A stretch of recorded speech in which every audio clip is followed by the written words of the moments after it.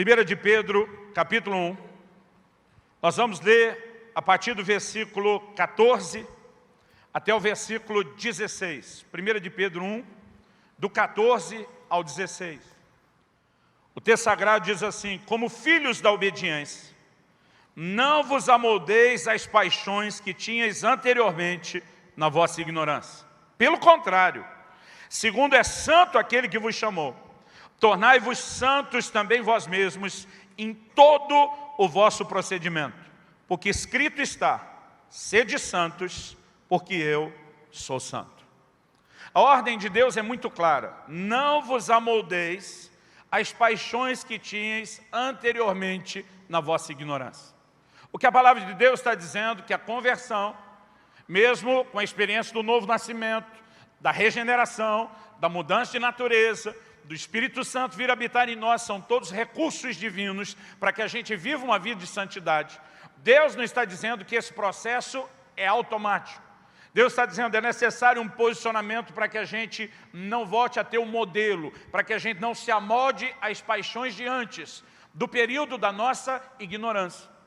Aqui o Senhor nos apresenta uma visão muito clara e diz, pelo contrário, em vez de se amoldar ao estilo anterior de vida, nós temos um molde, nós temos um padrão. A Bíblia diz, segundo é santo aquele que vos chamou, sede também vós santos em todo o vosso procedimento. A Bíblia diz, porque escrito está, sede santos, porque eu, Senhor, sou santo. Quando a Bíblia fala sobre isso, ela não está apenas falando de um código de ética. Ela não está apenas falando de um código de conduta que você precisamos ter. A Bíblia fala de um modelo, de um padrão que Deus tem e espera que seja refletido na terra através de nós, de mim e de você. E o modelo e o padrão é Ele. O texto não diz sede santos como eu sou santo, como às vezes nós declaramos. Deus diz sede santos porque eu sou. Agora, ainda que a gente não vai expressar essa plenitude, de santidade no nível absoluto como de Deus, nós não deveríamos pensar que não é possível reproduzir o modelo de santidade de Deus, porque Ele disse que é. E nós precisamos entender que isso não é apenas uma proposta de Deus. Esse é o maior chamado.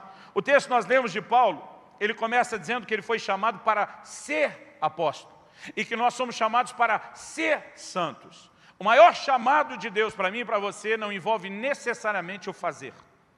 O fazer deveria ser uma consequência. O fazer deveria ser um efeito colateral. O maior chamado tem a ver com o ser. E é dentro desse trilho que eu quero começar me movendo nessa noite da abertura do evento. Porque eu e você precisamos entender esse plano e esse projeto de Deus.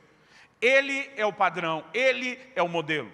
Quando Jesus, o Deus encarnado, quando Jesus se fez homem, andou e caminhou nessa terra, Ele não apenas foi gerado sem pecado, mas a Bíblia diz que Ele venceu cada tentação, que Ele nunca pecou, e Ele se torna o modelo, Ele se torna o padrão. Deus, através de Jesus, está dizendo, era isso que eu esperava desde o início, quando o primeiro homem que passou a reproduzir semelhante tivesse feito e acabou não fazendo, que foi Adão.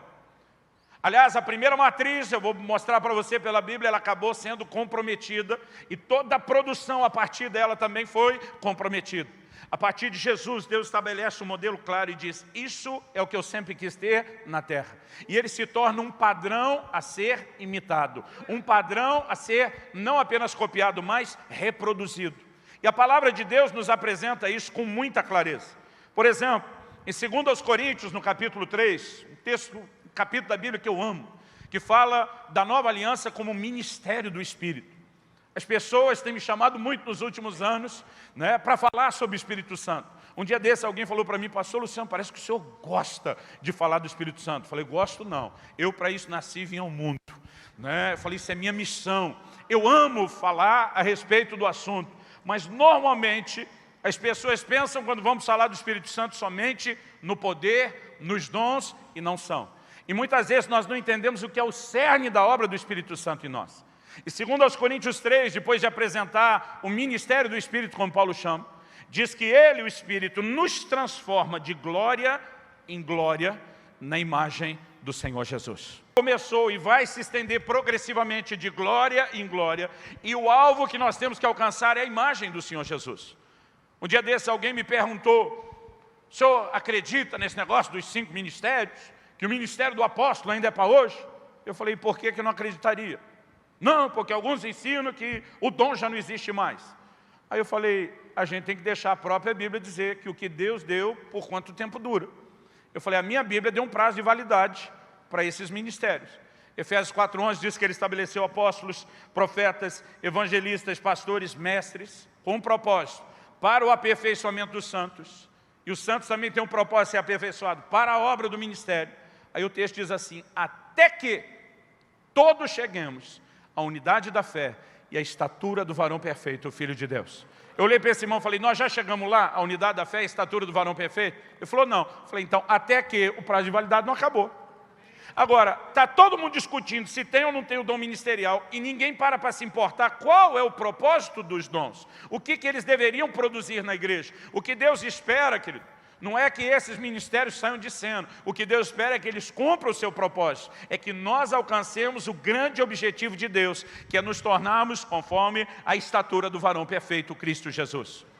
Em Romanos, no capítulo 8, no versículo 29, a Bíblia diz, aos que dantes conheceu, também os predestinou, para que fossem conformes à imagem de seu Filho Jesus. O grande plano e projeto de Deus para cada um de nós não era apenas que a gente escapasse da condenação eterna do inferno, carimbasse o passaporte para o céu. É que nessa trajetória nós pudéssemos nos conformar com a imagem do Senhor Jesus. 1 de João 2,6 diz, se alguém diz estar nele, deve andar como ele também andou. 1 de Pedro 1,21 diz que nós temos que andar nas suas pegadas. Ou seja, o rastro que ele deixou deve ser repetido por cada um de nós. O tempo todo a palavra de Deus nos apresenta uma visão. Mas